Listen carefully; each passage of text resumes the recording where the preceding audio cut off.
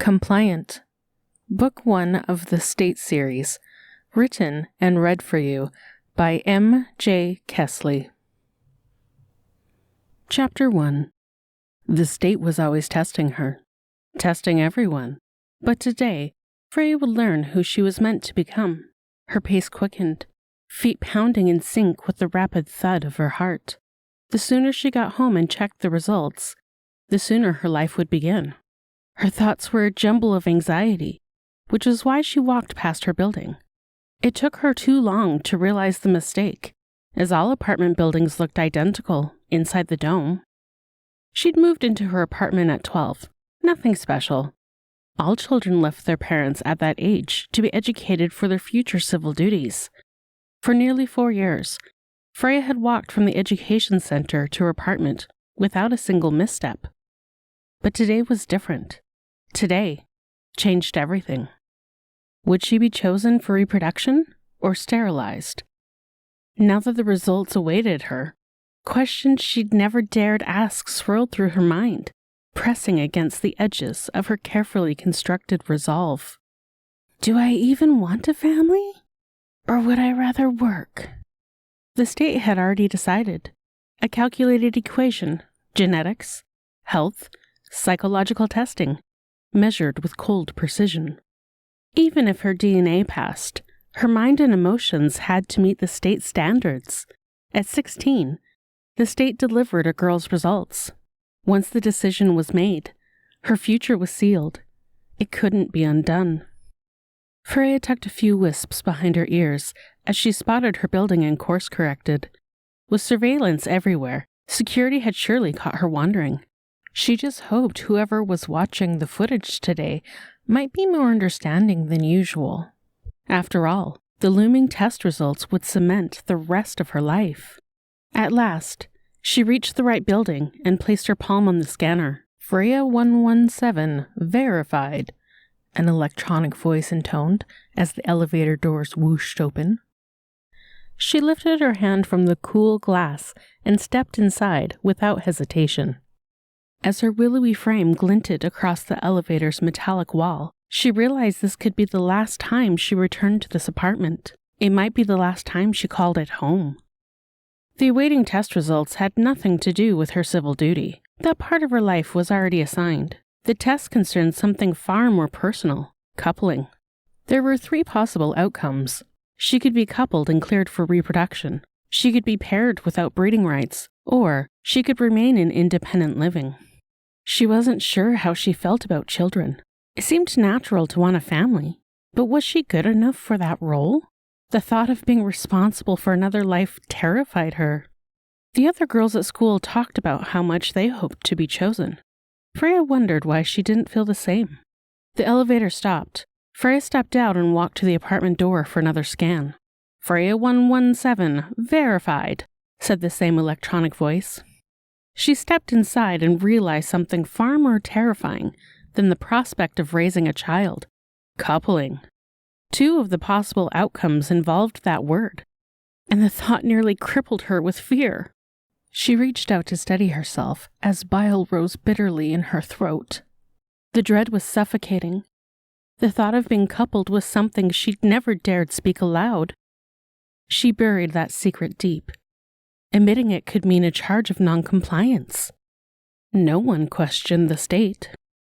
The state always knows best. The results will be correct, safe, just like everything else inside the dome. Coupling was necessary for bearing children. But why did the state still pair those who would never reproduce? The whole concept unsettled her. If she stayed independent, life would go on as it was. And she was happy. So why change anything?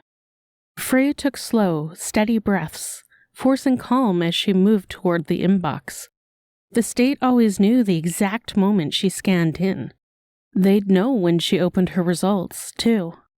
If she hesitated, they might question her behavior, might glimpse the defect buried inside her. She forced herself toward the monitor, drew a shaky breath, and tapped the flashing icon. Her eyes widened as she read the message. So simple, it barely felt real. Freya 117 Report to the medical clinic tomorrow at 0600 hours for sterilization. Regards, the state. She stood frozen in silence. Why? What does it mean? It was clear she wouldn't have a family, but that still left two options. Please let it be independent living, please. She wanted to scream, but fear cinched her throat shut. If the state coupled her, she would be expected to accept her mate and share her life with him, even though she'd rather be alone. In a haze of dread, she stripped off her uniform and stepped into the shower, without ceremony. Showering at night wasn't normal, but she longed for a moment alone, away from the ever-watching cameras. As water trickled over her skin, she couldn't stifle her sobs any longer. She wept as precious water beat down. Wrapping her arms around her legs, she rested her spinning head on her knees. Deep down, Freya knew her odds of being selected for independent living were stacked against her. Few ever were. She had no thoughts of her surroundings, no fear of being caught. It wasn't the first time she'd used the sound of falling water to muffle her sobs. During her first month in the apartment, she'd overrun her water rations, trying to camouflage her pain. No one had ever told her to hide her tears, but if security reported her crying, she feared they'd haul her in for questioning. Any negative emotion could be labeled noncompliance. After all, who could find grief in a perfect society? What's wrong with me? The system works perfectly for everyone else. The alarm jolted her from the floor. Heart racing, she shut off the water. She dried herself in a rush. Certain security had heard her crying and were coming to arrest her. If they were close, she wanted to be decent when they burst through the door. Fully dressed, she sat stiffly on the sofa, eyes locked on the monitor. The best thing she could do was look compliant, even if she wasn't. Remain calm. There is an unauthorized citizen in the building. To avoid further charges, leave now and report to the nearest security station. Failure to comply will result in arrest. I repeat, leave now and report to your nearest security station. We have your identification. The monitor lit up with an image from a security feed. A girl lying back on a bed. A shirtless male standing nearby. He looked straight at the camera, breathing heavily, hair tousled, chest bare. Okay, the boy said, hands raised as he turned to leave the apartment. The girl covered her face with a pillow, but not before Freya recognized her. Her name was Ida, a fellow classmate. Freya leaned back, confused. She had heard rumors of boys sneaking into the building, but never understood why. Of course, she understood the concept of sex. Human reproduction was part of their education curriculum. But why would anyone risk an illegal birth? It was a death sentence. The state kept boys and girls separated, in housing and in school, until they were coupled. How had these two even met? Sure, everyone got a few hours of weekly free time, but how could anyone form a relationship with so many restrictions? Frey had seen a few boys before, but she'd never spoken to one. She wouldn't even know what to say. Besides, sex sounded grotesque. Why would anyone want to do that? Unless the state ordered them to procreate. Reproduction assignment wasn't simple. One part of selection was avoiding crossbreeding. Even if someone's health and mental profile passed, they might be related to too many people. But as Freya thought about it, she realized she didn't even know if she had any relatives. Part of her was relieved, but she couldn't help wondering why she'd been removed from the reproductive roster. The testing had been simple, just a routine physical. The only difference she could guess was that she'd reached the level of sexual maturity the state deemed favorable for reproduction. Everyone knew the state performed psychological testing, but she couldn't recall any part of any test that could relate to families or partners. Unless, of course, they'd done it without telling her.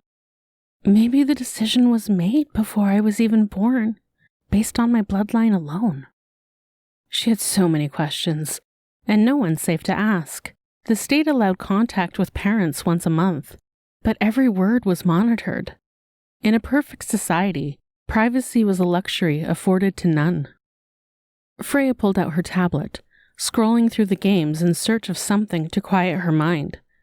She settled on a plant-themed crossword. If there was one topic she felt confident in, it was botany and agriculture. She typed in familiar terms, remembering the first time she was assigned to the greenhouses. It had felt right the moment her fingers sank into the cool soil. Then it struck her. I've already been tested for everything. I just didn't notice until now.